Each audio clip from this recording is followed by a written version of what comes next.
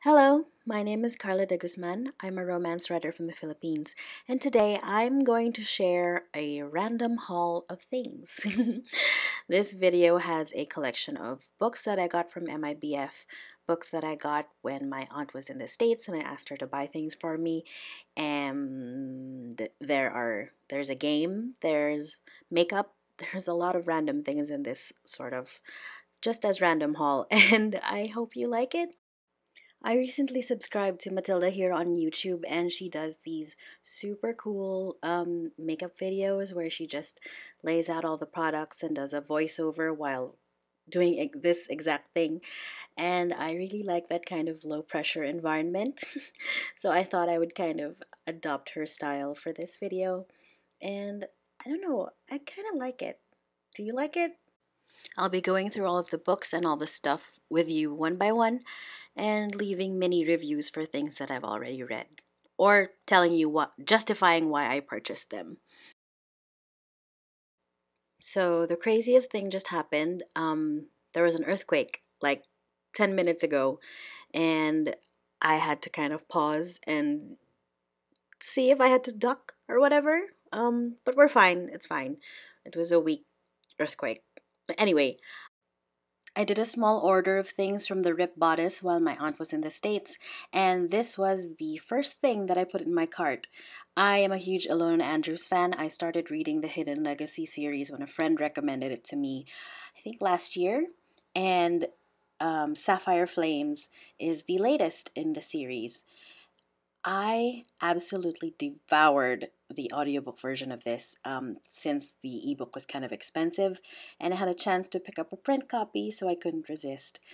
Catalina and Alessandro are so cute together, and the magic and the lore has just been elevated in this book, and I cannot wait to read the next one and reread this over and over and over again.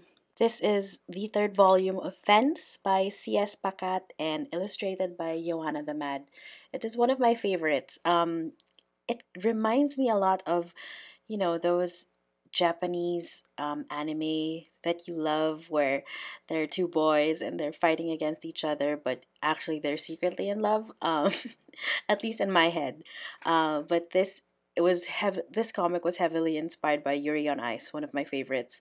And when you add fencing to that and fancy things and boys fighting each other, it's just so wonderful and delicious. And I've loved this series for, I mean, the volumes are so short, but I love them so much. I couldn't resist the third one when I had the chance to get it. But, beggars can't be choosers. The art is lovely, and yeah, I can't wait to read this. This next thing is a board game, but not really a board game, more of a board game expansion. My siblings and I love time stories. We have spent literal hours over the Madame expansion, and it's so crazy and it's so amazingly good. And A Prophecy of Dragons is one of the highest rated expansions from the series, so we got our hands on it, and we are playing this weekend. Prepare for the bloodbath. I'm so excited.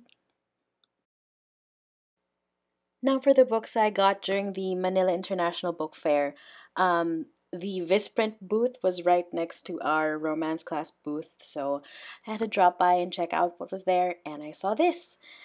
This is Twisted Travels by Jessica Zafra. I remember being in grade school or high school and reading her Twisted Flicks book, and I really liked her insights on the movies that I actually recognized.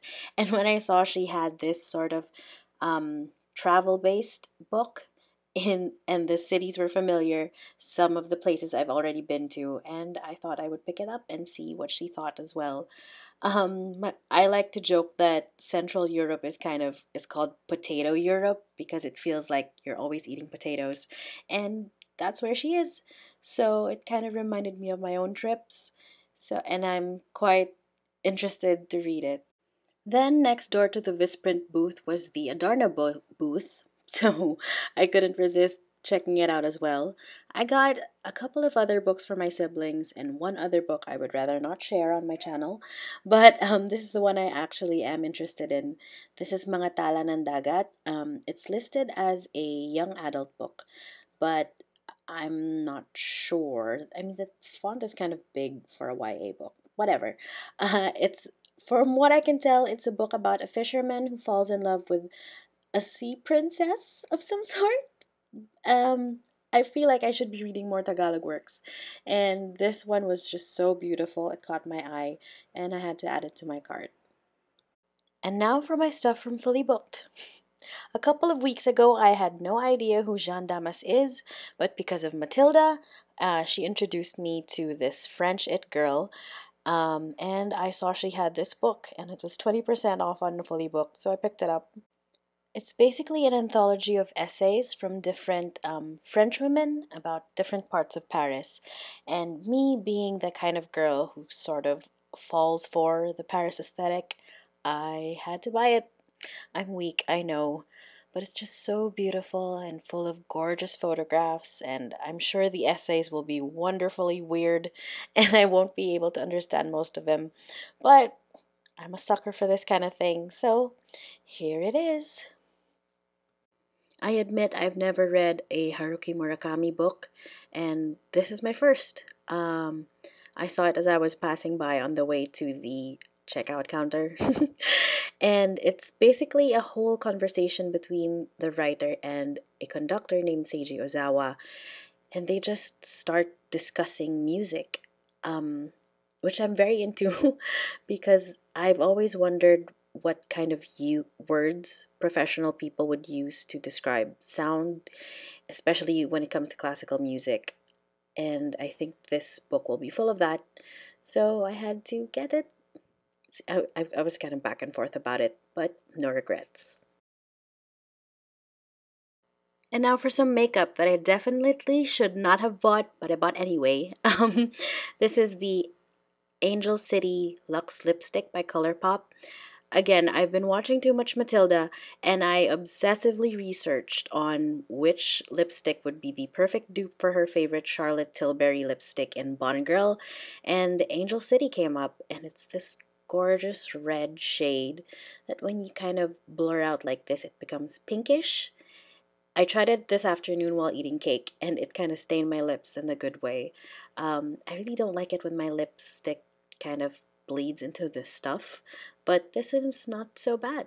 The stain's really nice, and it kind of removes very easily.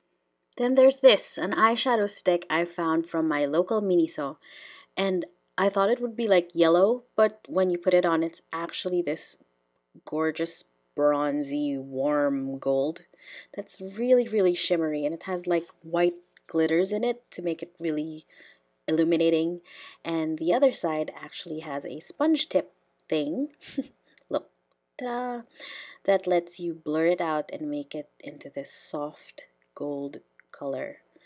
I have been obsessed with just like putting this on over my eyes.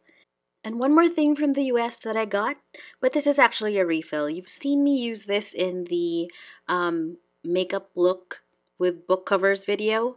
This is the e.l.f. Plumping Gloss in Mocha Twist, and it's really, really, really one of my favorites. I just love to put it on, and it's the soft nude thing that kind of plumps your lips, but it's not so bad. And I got a refill, so yay! And that's it. That's the haul of stuff that I recently got from MIBF and beyond, including these sleep pants.